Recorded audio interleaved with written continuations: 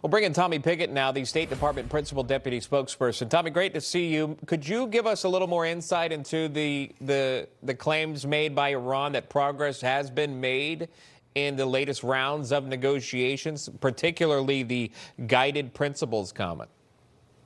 Well, look, ultimately, this is a dynamic situation. I'm not going to get ahead of where these talks lead. But what's very important here, in the context to stress, is that the president has been very clear with his message to the regime. We've had a maximum pressure policy from the beginning of this administration that has been about denying the regime the revenue they need to continue their malign activities. The nuclear weapons program, the funding of terrorists, the ballistic missile program. So we've been very clear here. These are dynamic talks ongoing. The president's also been very clear he wants to see a deal. But no one can doubt that the president means what he says. That was shown by Operation Midnight Hammer. Does the State Department have any position on Iran temporarily closing the Strait of Hormuz?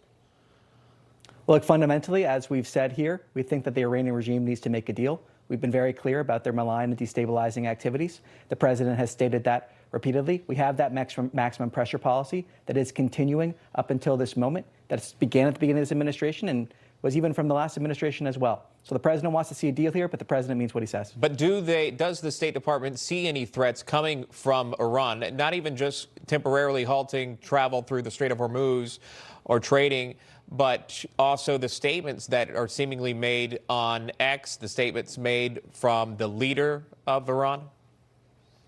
Well, look, as the secretary said when describing our force posture in the region, our force posture in the region is there because of the interests that we have in the region, the U.S. troops that are in the region, the allies we have in the region. The force posture we have there is reflective of our ability to respond if necessary. I'm not going to preview what options the president may have or not, but the president's been very clear on this issue from the beginning. He wants to see a deal. The president means what he says, and we have a force posture in the region that reflects our interests in the region, as the secretary has so clearly outlined in briefings on the Hill. You talked about the secretary. I'll move on to the Munich Security Conference. I wanted to play some of the things that Secretary of State Marco Rubio had to say about the ongoing negotiations with Iran. Watch.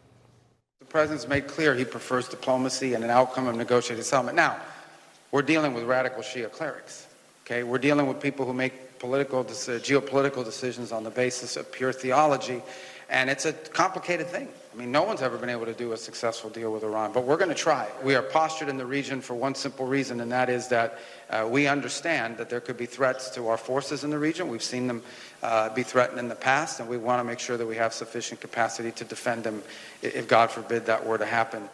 So I guess that's what I meant there by the threats, and he responded to that. But he did talk about the complications in reaching a deal with Iran, and it hasn't been done. But there is, Tommy, maybe you can weigh in on this, there is some optimism from the Secretary of State. I'm just curious in where some of that optimism comes from.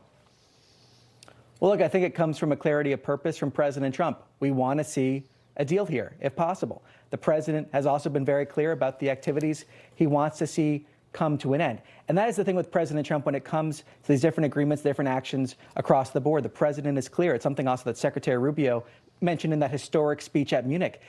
It's clear the national interest we are pursuing here. The president is a peacemaker. He's a deal maker. He wants to see peace and deals happen when possible, but he has also been very clear that he's going to put America first. We have clear national interests that we're going to advance. We're clear-eyed on this, and that is motivating the entire administration when it comes to this issue, but also issues around the world in terms of advancing America's interests.